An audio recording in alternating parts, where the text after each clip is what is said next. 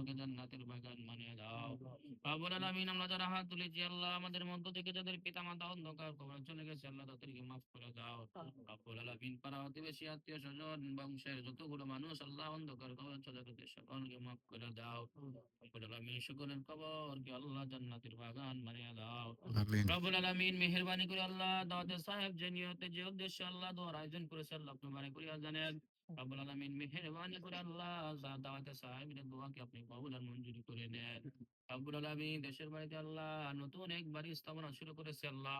রব্বুল আলামিন, মেহেরবানি করে আল্লাহ আপনি বরকত দান করেন। রব্বুল আলামিন, দুনিয়ার সমস্ত বালা মুসিবত থেকে আপনি হেফাজত করেন। আল্লাহ, মানুষ নামে শয়তান থেকে, জিন নামক শয়তান থেকে আপনি হেফাজত করেন। আল্লাহ, হিংসাকে হিংসা থেকে হেফাজত করেন, নিন্দিকে নিন্দা থেকে হেফাজত করেন। রব্বুল আলামিন, মেহেরবানি করে আল্লাহ এই কাজের মধ্যে আপনি বরকত দান করেন। সকল প্রকার কাজকে আপনি আল্লাহ সঠিকভাবে করার তৌফিক দান করেন। রব্বুল আলামিন, মেহেরবানি করে আল্লাহ আমাদের দোয়াখানাকে আপনি কবুল আর মঞ্জুর করে নেন। ওয়া সাল্লাল্লাহু তাআলা আলা খায়রি খালকিহি মুহাম্মাদ ওয়া আলা আলিহি ওয়া সাহবিহি আজমাইন।